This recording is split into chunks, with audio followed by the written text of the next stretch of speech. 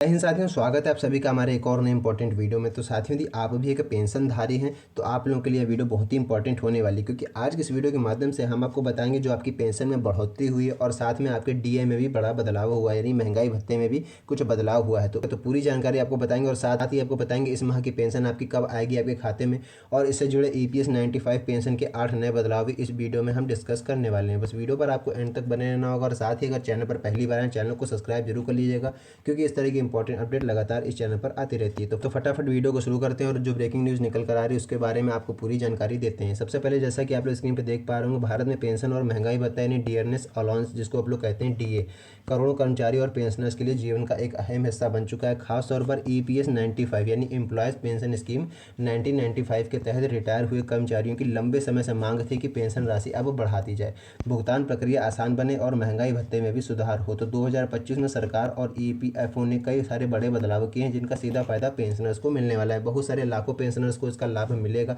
इस वीडियो में हम EPS 95 पेंशन के नए नियम, महंगाई भत्ता, पेंशन भुगतान के नए सिस्टम को बताएंगे और साथ में न्यूनतम पेंशन में बढ़ोतरी, पात्रता क्या रखी गई है, प्रक्रिया क्या है और हाल ही में किए गए सभी आसान से विस्तार में आप लोगों को समझाएंगे। पूरी जानकारी यहाँ पर आपको मिलने वाली है, कोई भी बात यहाँ पर छूटेगी नहीं, ठीक है। तो बस वीडियो को स्किप नहीं करिएगा, तभी आपको पूरी जानकारी समझ में आएगी, ठीक है। अब बात कर लेते हैं एक ओवरव्यू टेबल के माध्यम से आपको बताएं तो आपको बेहतर तरीके से समझ में आएगा। EPS 95 pension dearness allowance new rules, यानी कि EPS 95 पेंशन में क्या बदलाव किए गए हैं, डियरनेस अलाउंस यानी कि महंगाई भत्ता में क्या क्या नए नियम निकल कर आ रहे हैं। तो न्यूनतम पेंशन जो आप लोग के यहाँ देखिए लिखा है, मुख्य बिंदु यहाँ जानकारी मई 2025 के मुताबिक यहाँ पर लिखी हुई है। न्यूनतम पेंशन जो पहले आप लोगों को मिलती थी 1000 रुपये प्रति माह, अब न्यूनतम पेंशन जो नई निकल कर आ रही है उसमें आपको 3000 रुपये प्रति माह मिलेंगे। अप्रैल 2025 से लागू हो चुकी है यह नई योजना, ठीक है। इसके मुताबिक आपको बता दें जो न्यूनतम पेंशन 1000 थी उसको बढ़ा करके अब 3000 रुपये कर दिया गया है। अब लाभार्थियों की संख्या की बात करें, कितने लाभार्थी इस पेंशन का लाभ ले सकते हैं EPS 95 के तहत, तो 78 लाख प्लस EPS पेंशनर, आप लोग समझिए 78 लाख पेंशनर्स हैं प्लस EPF पेंशनर भी इसमें शामिल किए गए हैं। बात कर लेते हैं CPPS यानी कि सेंट्रलाइज्ड पेमेंट जो होता है पेंशन का, वो 1 जनवरी 2025 से लागू हो चुका है। तो अब आप जानते हैं, इस पर भी मैंने सेपरेट वीडियो बना करके डाल दी थी। अब पेंशन भुगतान का तरीका क्या है, तो किसी भी बैंक या ब्रांच से अब आपको PPO ट्रांसफ़र की जरूरत नहीं पड़ेगी। महंगाई भत्ता यानी डियरनेस अलाउंस की बात करें तो पेंशन में DA जोड़ने की प्रक्रिया पर विचार किया जा रहा है। आपकी जो पेंशन है उसी में आप लोगों को DA जोड़ कर दिया जाए, इस प्रक्रिया पर विचार किया जा रहा है। तीसरी पार्टी का मूल्यांकन की बात करें, 2025 के अंत तक EPS स्कीम का एक मूल्यांकन किया जा सकता है। बात करने वाले उच्च पेंशन के लिए ज्वाइंट ऑप्शन क्या रखा गया, तो 2014 से पहले ज्वाइन करने वालों के लिए ये मान्य होगा। पेंशन में देरी का कारण आपकी पेंशन में क्यों देरी हो रही, तो वेरिफिकेशन, तकनीकी बदलाव और बजट के कारण आपकी पेंशन में देरी हो रही है थोड़ा सा, ठीक है। लेकिन भविष्य की योजनाओं की बात करें तो आधार आधारित पेमेंट सिस्टम है, यानी ABPS, आधार बेस्ड जो है आपका पेमेंट सिस्टम लागू होने वाला है। संशोधित पेंशन का कारण, यानी कि आपकी पेंशन में क्यों संशोधन किया जा रहा है, तो महंगाई को देखते हुए, जीवन यापन लागत और पेंशनर्स की मांग को देखते हुए आपकी महंगाई भत्ता और पेंशन में बढ़ोतरी की गई है। सरकार की गारंटी के मुताबिक बात करें तो EPFO और केंद्र सरकार के द्वारा इसकी जो है बढ़ोतरी की गई है। अब बात करने वाले हैं जो कि आप लोगों के लिए जानना बेहद ज़रूरी है, EPS 95 पेंशन के नए नियम क्या हैं, 2025 में क्या क्या बदलाव हुए हैं बड़े। सबसे पहला जो है CPPS यानी सेंट्रलाइज्ड पेंशन पेमेंट सिस्टम, 1 जनवरी 2025 से ये लागू हो चुका है बहुत सारे राज्यों में। अब EPS 95 पेंशनर्स देश के किसी भी बैंक, किसी भी ब्रांच से अपनी पेंशन ले सकते हैं। PPO ट्रांसफ़र की ज़रूरत अब आप लोगों को नहीं पड़ने वाली। अगर आप एक पेंशनर ऐसे पेंशनर जो, ठीक है, अगर आप एक ऐसे पेंशनर हैं जो शहर या बैंक बदलते हैं तो PPO ट्रांसफ़र करवाने की अब आपको ज़रूरत नहीं पड़ेगी। 78 लाख प्लस पेंशनर्स का फ़ायदा मिलेगा, यानी पूरे देश में EPFO के EPS पेंशनर्स को तुरंत पेंशन मिल सकेगी। भविष्य में आधार आधारित पेमेंट सिस्टम भी आप लोगों के लिए लाया जा रहा है, यानी अगला कदम ABPS आधार बेस्ड पेमेंट सिस्टम की तरफ बढ़ाया जाएगा।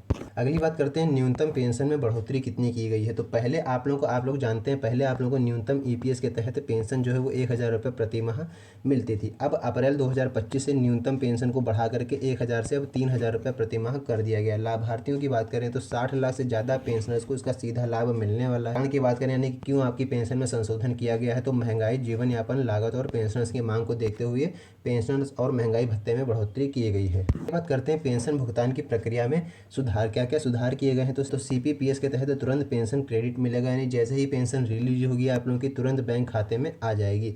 किसी भी बैंक ब्रांच से पेंशन आप लोग निकाल सकते हैं, सबसे बड़ी सुविधा आप लोगों को दी जा रही। अब बैंक बदलने या फिर शहर शिफ्ट होने पर कोई भी परेशानी नहीं होगी। डिजिटल वेरिफिकेशन और मॉडर्न सिस्टम भी लाया जा रहा है, यानी EPFO का IT सिस्टम अब पूरी तरीके से डिजिटल और केंद्रीकृत होगा। सबसे बड़ी बात जो कि आपके मन में सवाल उठ रहा होगा, EPS 95 ये जो पेंशन है, नए नियमों का फ़ायदा सबसे ज़्यादा किसको मिलेगा, कौन लोग इसका फ़ायदा ले सकते हैं। तो आपकी जानकारी के लिए बता दें, सभी EPS 95 पेंशनर्स यानी न्यूनतम पेंशन वाले इसका लाभ ले सकते हैं। जिनको अभी तक 1000 रुपये प्रति माह पेंशन मिल रही थी, वे सभी इसके लिए लाभार्थी माने जाएंगे। वे कर्मचारी जिन्होंने 2014 से पहले EPS ज्वाइन किया और ज्वाइंट ऑप्शन दिया, ठीक है, जिनकी पेंशन PPO किसी एक बैंक या फिर ब्रांच में थी, अब वे किसी भी बैंक ब्रांच से पेंशन निकाल सकते हैं अपनी। बार बार शहर या बैंक बदलने वाले रिटायर्ड कर्मचारी इसका लाभ ले सकते हैं। अगली बात लिखिए, महंगाई और जीवन यापन लागत से परेशान पेंशनर्स भी इसका लाभ ले सकते हैं। अब आपको बता दें, EPS 95 ये जो पेंशन है, इसका आवेदन आप लोग कैसे करेंगे और इसकी ज़रूरी बातें क्या क्या सामने निकल कर आ रही हैं, वो आप लोगों के लिए जानना बहुत ज़रूरी है। सबसे पहले पेंशन की पात्रता की बात करें तो कम से कम 10 साल की सेवा आपने दी हो, 58 साल की उम्र आपकी अगर है, तभी आप लोग इसके लिए पात्र माने जाएंगे। आवेदन प्रक्रिया की बात करें तो EPFO पोर्टल या फिर नज़दीकी EPFO ऑफिस में जाकर के आप लोग इसका आवेदन बड़े आराम से कर सकते हैं। आवश्यक दस्तावेज कौन कौन से आपको डॉक्यूमेंट चाहिए होंगे, उसको आपको एक जगह लिख लेना है। आधार चाहिए होगा, bank details, service certificate, joint option अगर आप पर लागू हो रहा है तो आपको ये सारे डॉक्यूमेंट चाहिए होंगे। पेंशन की गणना की बात करें तो औसत सैलरी जितनी आपकी थी गुणे सर्विस ईयर, यानी कि जितना भी आपने सर्विस दी है, गुणे 8.33%, अधिकतम आप लोगों को 15,000 तक का पेंशन पड़ सकती है। पेंशन भुगतान की बात करें तो अब किसी भी बैंक ब्रांच से PPO ट्रांसफ़र की ज़रूरत नहीं, यानी अब किसी भी बैंक या फिर किसी भी ब्रांच से आप लोग अपना पैसा निकाल सकते हैं। अब आप लोगों को PPO ट्रांसफ़र की ज़रूरत नहीं पड़ेगी। बात कर लें EPS 95 पेंशन यानी भविष्य की संभावनाएं क्या क्या जताई जा रही हैं, तो महंगाई भत्ता जो है आपका, यानी डियरनेस अलाउंस की जोड़ने की संभावना जताई जा रही है, यानी अब आपका महंगाई भत्ता आपके पेंशन में ही जोड़ने के पर विचार किया जा रहा है। ABPS यानी आधार बेस्ड पेमेंट सिस्टम को और तेज भुगतान करने के लिए लागू किया जा सकता है। तीसरी पार्टी मूल्यांकन के बाद और भी सुधार किया जाएगा। पेंशनर्स की मांग पर बढ़ोतरी और भी संभव हो सकती है, यानी कि पेंशनर्स की अगर मांग इसी तरह से चलती रहेगी तो आपकी जो पेंशन है और भी बढ़ोतरी होने की संभावना जताई जा रही है। तो यह नई अपडेट निकल कर आई थी, पूरी जानकारी मैंने आपको बता दी किस प्रकार से आपकी पेंशन बढ़ाई जाएगी, ठीक है, किन लोगों को इसका लाभ मिलेगा, कब से आपके खाते में पेंशन आना शुरू होगी, पूरी जानकारी मैंने आपको बता दी है। तो ठीक है, तो अगर वीडियो अच्छी लगी हो तो वीडियो को लाइक कीजिएगा, साथ ही इसको अपने जाने वाले साथियों में जरूर शेयर कीजिएगा। तो बस आज की इस वीडियो में इतना ही, मिलते हैं नई वीडियो में नेक्स्ट टॉपिक के साथ, तब तक के लिए धन्यवाद।